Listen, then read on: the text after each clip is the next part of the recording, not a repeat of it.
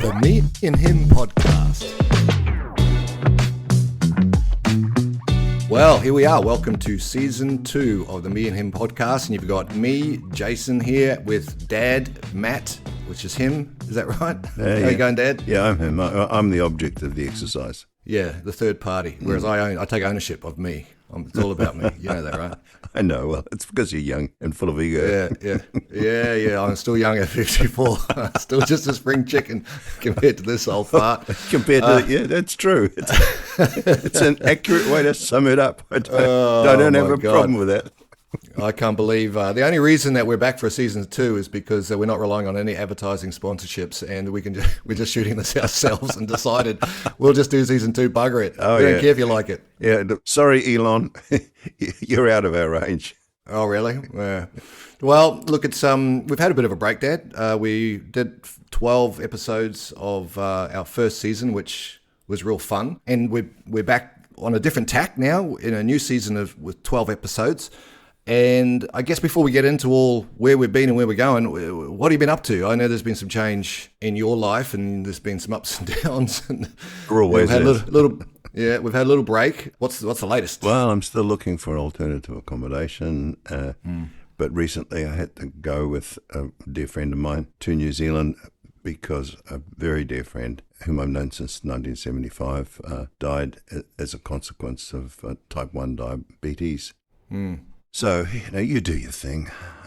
This is not a throwaway line, and I don't want people to get upset about it. But what I normally say these days is 40 years ago, it was weddings and christenings. Now it's funerals and saying goodbye and paying your respects, etc. And it's just what happens if you live long enough. The cycle of life, isn't it? Yeah, it is the cycle of life, and you have to roll with it.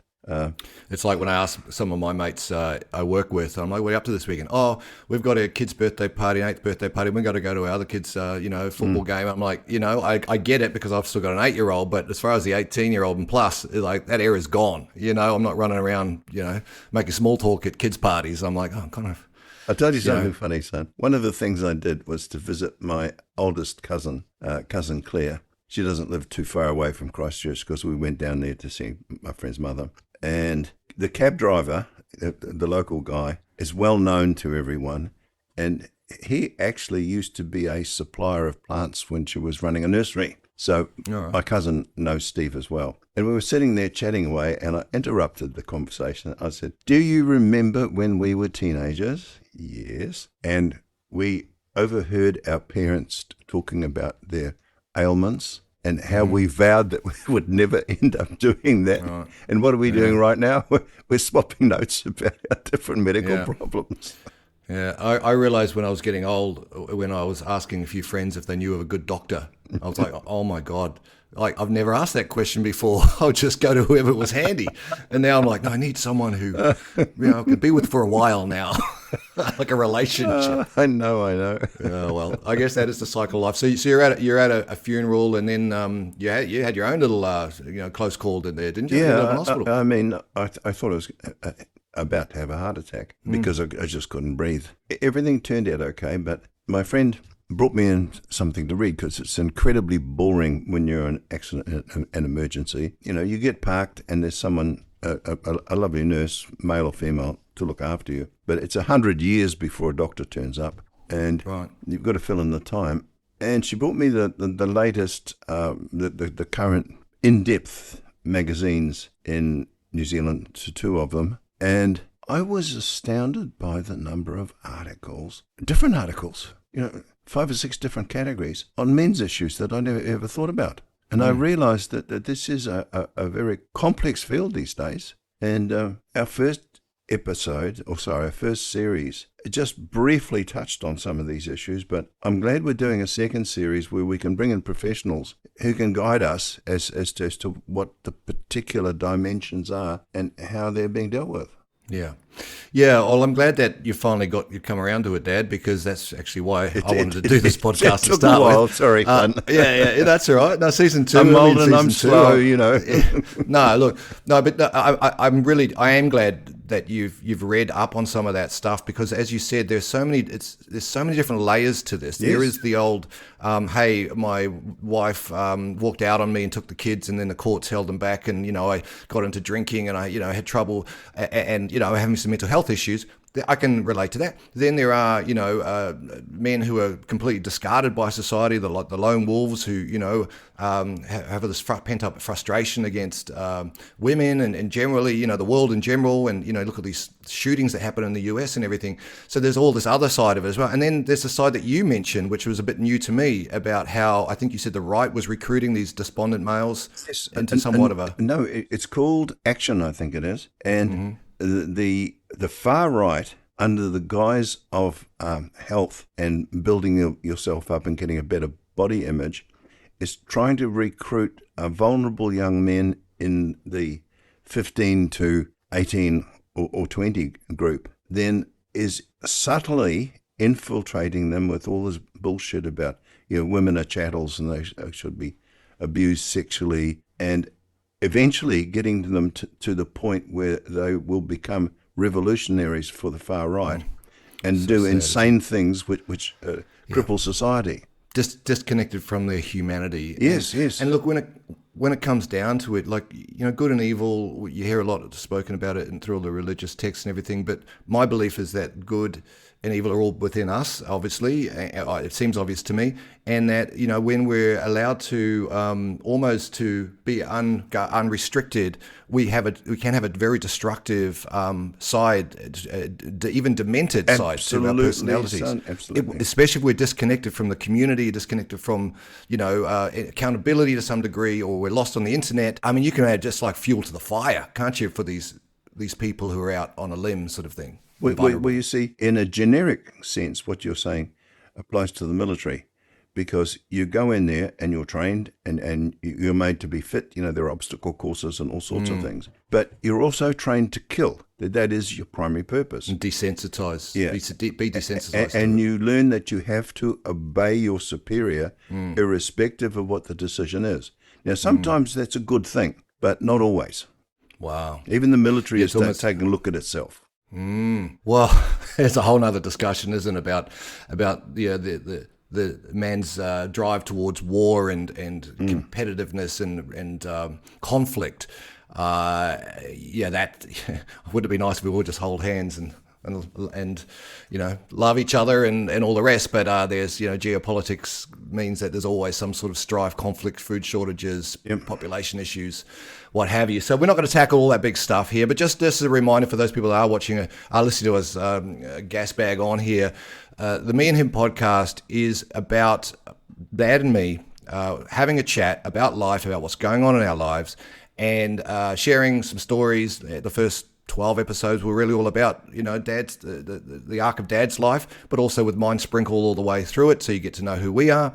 The next series, what we're about to embark upon, is going deeper into areas that we think are extremely interesting and important, and to what you said, Dad, that we can learn from as well, and shape ourselves and our own thinking towards some of these issues to help bring some light to them. I didn't know half of these existed until I read about them. And I think it's a good idea, if we can, to bring in professionals who are working in a specific dimension which is beneficial to men. I'm not saying that these sorts of issues don't happen with regard to our, unfair sex. Yeah, sure. But we are men talking about men, and we're not trying to be discriminatory. We're just trying to sort of remove the veil a bit, if you like. Yeah, and the more, I guess, even more niched than that is the fact that we're father and son talking about men's issues in a real way, because I think blokes can sometimes speak to their peers, and they can find someone who has had a similar life experience or maybe a similar evolution in their consciousness or understanding, and they can find some alliance there through a group or through an activity or what have you. Fathers and sons, I think, it's a trickier area for the vast majority, I would imagine, to talk openly about the big picture of life, about the failures, about the humiliations, the hurt. I would suggest that conversation is largely unsaid in many cases. I think you're right, son. And you and I started off doing this for us, you and me. not save the world rubbish, but we've now realised that... Well, I'm a little bit save the world, but, that's... Well, I guess you've got a vested interest in it. I'm about to drop off the perch, so it doesn't matter to me. Yeah, I've done my bit. All right, over to you. Yeah, pass the torch. Yeah, well, look, speaking of which, let's. I think that's given us a nice little bit of a foundation to work from. For those that haven't listened to us before, this is what we do. We just ramble on about stuff until we keep ourselves amused and maybe come up with a little nugget or two of gold along the way. But we're gonna start casting forward and looking and chatting about what's possible and what's coming for the rest of season 2. The Me and Him Podcast. So let's talk a little bit about who we're going to have along as guest speakers, Dad, because I've got some ideas that I'd love to run past you, and I hope you've got some ideas of A, what you'd like to cover, and B, who you'd like to have on as well. Yeah, my range of ideas is probably more limited than yours, but I like the idea because I think differently to you, obviously because of the age gap between us. But this is a cooperative venture, which I'm really, really enjoying. And I hope any men who are listening can find the same degree of pleasure talking to their own son as I'm getting right now. Thanks, Dad. Yeah, and I agree. I think, as just mentioned in the previous segment, the conversations, open, honest conversations between men are limited enough, but they're especially limited when it comes to intergenerational conversations. I think that may be changing, but not potentially so much for the boomers and X's. It might be more down the line, Maybe there's lots of, hugs and kisses and honest talk with the millennials kids. I don't know. But look, just with regards to speakers, I wanted to sort of let you know where my head's at. And it's an exciting thing that we're doing now after having laid that foundation of our own sort of backstories to be able to, explore other people's stories, I guess. And when I started thinking about this, my first thought was, maybe we can invite some people who are kind of well known and some people who are doing big things in the men's mental health side of things. And then I thought, well, hang on a minute. A, I don't know that many of those people. And B, when I looked around me, I saw a whole bunch of amazing people that I kind of know, but I maybe haven't asked the right questions to or sat down or had the time to really investigate. They're working at a grassroots level. Yeah. And they're committed because of something inside them, some experience, and then they may grow up to have millions of followers. They may not, but they're doing it because they believe very strongly that there is a need that they can assist with. That's right. And there's a purpose driving them, and I think purpose is so important for men to have some sort of purpose, something to achieve, something to build, something to create. And so I started looking around me, Dad, and there's a couple of people in my local community here who are really amazing individuals. One is a gentleman that he does some mentoring for me, named Tim, and he is just a stand-up bloke, stands for men, helps others, is there to serve, still got a young family and everything. But he's one of the guys I thought, I'd love to have him on just to see what got him into doing that and what's his perspective on where men are at in the modern society. Sounds fabulous, son. Fabulous. Well, I think, great. So that's what I want to be. Tim's agreed to do it, so that will probably be our first one coming up after this episode. Excellent. And then I started widening the scope a little bit, and I actually caught up with my old boss, CEO at the last company I was at. Amazing guy from an Italian heritage. Very successful, and just I've known him for years, got a lot of time for him, and he started telling me a little bit about his beliefs around bringing up children, particularly bringing up boys as he's got, and the rituals and the importance of sort of these families, I guess, values, I think he mentioned, and how they kind of really plant a solid foundation for young men growing up. And I said to him, that's amazing. We're just chatting. And I said, would you want to be on the podcast? He goes, yeah, I'd love to. So it looks like he's going to be joining us as well, talking about that side of things. Well, that's great, because a father, particularly from a European background, where there are different standards applied to the development of the children, be they male or female. And the cultures have existed for thousands of years because they have these very, very good standards. So it would be exciting to hear from him. Yeah, totally. And again, you think about how important family is from everything we know about the Italian culture. I guess you're right. Mediterranean cultures maybe particularly. Well, I'm part of that. Exactly. That's part of our lineage. And even going further afield, then I started riffing on other friends of mine who are amazing men who have absolutely delighted me in their company over the years. And one of them is a gentleman named Kim, who he's known him for 10, 20 years. He's up in Byron. You know him. I've mentioned him to you before, Dad. But he's got such an interesting perspective on balance. He's an Ayurvedic practitioner, which is all about finding harmony and balance in your world and your body and everything.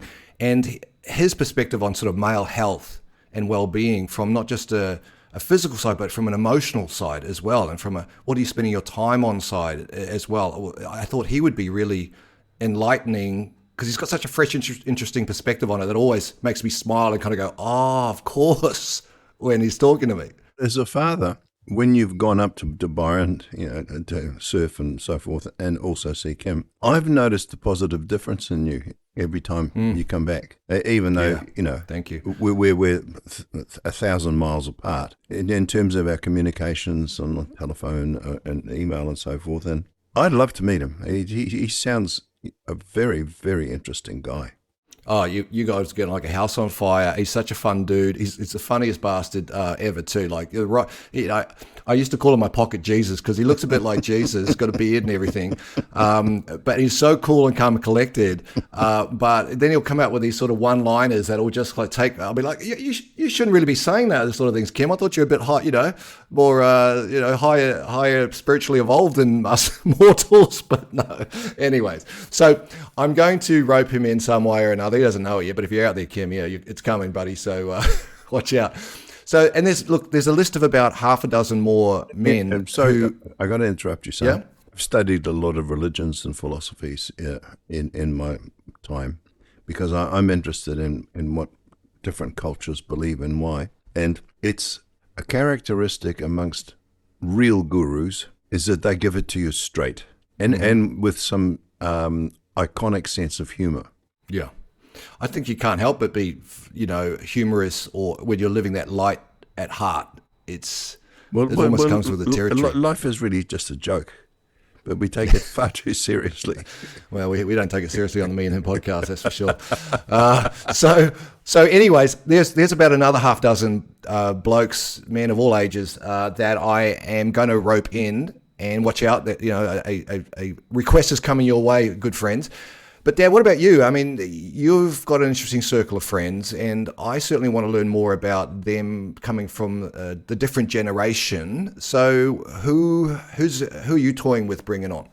Well, there are a couple of people whom I know personally through my social activities. But what I'm really interested in is the men's choirs, which have just come out of nowhere, because two or three blokes have had an interest in something. Like, for example, in your area, there's a choir, mature men, called Blokes Notes. And because I've actually seen them in the local paper up here.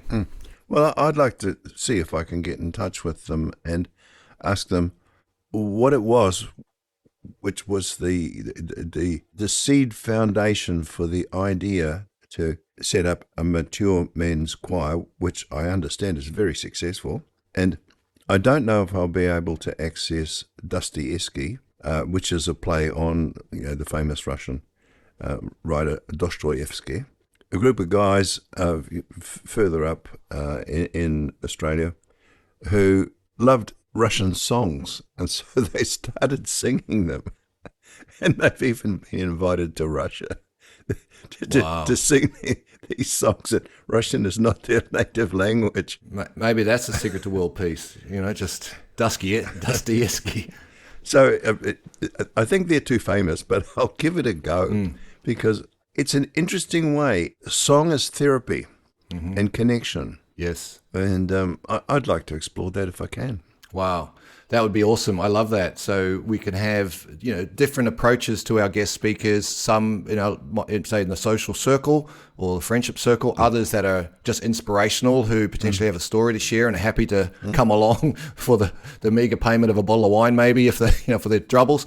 I think that's a great way to go. And what you say about the singing is, I think we've spoken about this during our first season, and both of us, loving music, writing songs, playing music, what have you. And I don't know if I referred to this then, but my theory on the whole choir thing and singing thing is that we are energetic beings, and as such we vibrate, and it's the harmony of those vibrations that help to heal us, if nothing else. It helps to almost wash us out, or allow us a release, if you like. And there's something about being able to belt out a tune without being self-conscious or what have you. That must be very good for the soul and the body. And also being part of a collective. Yeah, where totally. You do the harmony bit and you do the bass bit and so forth. And you're finding that your contribution is melding with other people's contribution. And it's another form of connection. I totally agree. So I think that sounds fantastic. Now, on another tip in terms of speakers, I've got a couple of guys who travel the world doing massive seminars, and also basically seeing all the sites and having all the experiences of that they could ever want and bringing their families along with them. And I would love to speak to them. There's two guys in particular I'm thinking of. One's Taki, one's Dale.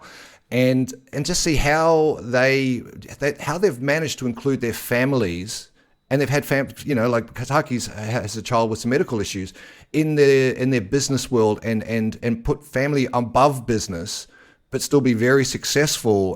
Those sort of stories, and they happen for both women and men, but we just happen to be talking about men here. That is fascinating to me too. Is what was the driver for wanting to start this business? And I suspect it was to do a business that would allow the lifestyle for the family that they wanted their family to experience, which is another reverse way that most people approach that, which is, I've just got to go provide because I've got to pay the bills, Well, you've touched on a core issue, son. I believe for men, and men come in different shapes and sizes and with different orientations, blah, blah, blah, blah, blah. But just being generic, the primary business of a man is his family.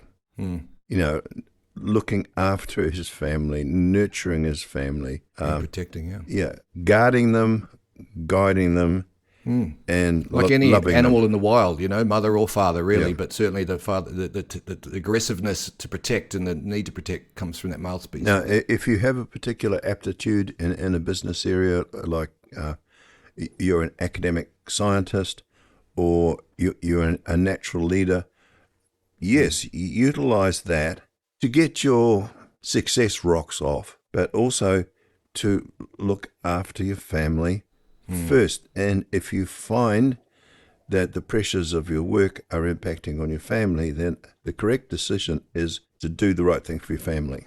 Yeah. Not your bloody business. Isn't that you're right. That tension point is so challenging. I've got to go to work to support myself and my family, but then I'm not at home enough where I want to be, where they need me. And the more that they need, the more I've got to work. And then I'm seeing them less. And then it's like, now I'm on almost a one-way rail track off a cliff. I just got to keep working. When does this stop? I think you're right. There is a really challenging tipping point or balancing point there for many men. You can be earning multi-millions of dollars, we'll just use CEO as an example, and your family are living in emotional poverty because you're pouring your entire self into your ego gratification, and it's just not worth it. Someone was talking to me about the EOI, the emotional return on investment. Yeah. And why don't we measure that as well? Why don't we count that? Absolutely correct. Yeah, it's all two-dimensional to some degree. We look at I don't earn as much money. I can't afford to be with the family. Well, how much is the time with the family worth? How much is the time going walking down the beach? There's another guy I've been kind of chatting to who He's a very high-performing individual. He runs a senior position, runs the commercial division, and he's talked to me about the struggles he has quietening his mind and slowing down, and how it's always been an issue, and he just doesn't know how to approach it. And so we've got talking. I gave him a copy of my book, The Present. And then anyway, we're just chatting the other day over a beer, actually, after work. I said, this is one way to get present, right? Just have a beer at the pub. But no, I said, how have you been? He goes, I took Thursday off and I went down to the beach by myself. And I'm like, oh, that sounds nice. He goes, it was so amazing. And I'm like, oh, I'm thinking, well, like I do that all the time, right? I don't think about it. But he's like, I never do that. He goes, I didn't even feel guilty. I just was there. And he goes, I feel so much better after doing it. He goes, I'm going to do more of that. And I'm thinking to myself, even a high-performing guy who's, got it all together and all the rest, he's just trying to work out how he can get an emotional return on investment from just being at peace for a day. There are two dimensions to that, son. One is the tranquility, the lack of interruptions and pressure points and so forth. The other is connecting with nature. Mm-hmm. We are part of nature. Okay, we've divorced ourselves from our feet being on the ground by creating multi-story buildings, blah, blah, blah, blah, blah. But and I'm speculating because I don't know the man, so this is dead waffle type stuff. But my gut feeling is half of it was him just feeling the sand underneath his feet. Yeah, totally. Listening to the sound of the waves, mm-hmm. Just breathing in the fresh, even if it's slightly salty air. Sunshine on his skin, totally, as right. opposed to artificial all the light. senses activated. Yes, yeah, and which is a very healthy thing. Yeah, it's grounding, right? And there's a lot of science around the idea outside of just the basic electrical principle that things need to be grounded to have certain ions discharged, right? And I actually have read that that cancers and inflammatory diseases spiked around the same time as the invention of the rubber-soled shoe that separated us from having our feet on the sorry, ground. son. You immediately reminded me of the Beatles when you said rubber sole. Oh, really? Rubber Soul? Enlighten me? No, that's a Beatles album. Well, okay. No one knows what that tangent you just went off there, and you're, how I love words, and right. It just connected. Okay. Well, there we go. So, look, we could talk about a lot of stuff, right? So you and I have spoken about plenty over the last, season 1. Now we're going to be doing a little bit less speaking and more questions. And the theme I would like for this next season, Dad, is ask better questions, all right? To ask better questions. And that's going to be asking of myself to you, but also myself to our guests. And also I would encourage anyone who wants a better relationship with their parents or their partners to think about the questions that they're asking and ask the questions that really get to the nub of what's going on for that person, right? So I'd like to sort of take that as a bit of a theme, if you're all right with that, Dad. I'm happy with that because one of the gurus that I came across in my studies had this famous line, which was, it's only at the point that you're ready to ask the question, you can hear the answer. Sure. Yes, I've heard that before. And it's true. It's like now you're seeking. Now you're seeking. Now you're ready. Which I'll use a trivial example. It's when you're bringing up children, and as a parent, you know that there are some pitfalls ahead, and you try to, guide them not to do it. A very simple example being a young child fascinated by the fire and wanting to reach out and touch it, and you're saying no, no, no. The child doesn't understand why you're saying no, no, no. But the two things need to be connected. The experience and the consequence. Mm-hmm. And it's hard sometimes when you're doing your best to prevent your children from making the same mistakes that you did to get that through. Mm. So I'm with you here. There is event and consequence. Well, another topic that we can explore in upcoming episodes. So, all right, well, look, let's just move to the wrap-up. I think we've got a good palette of different possibilities there for us to splash together into murals and color the world with beauty and love.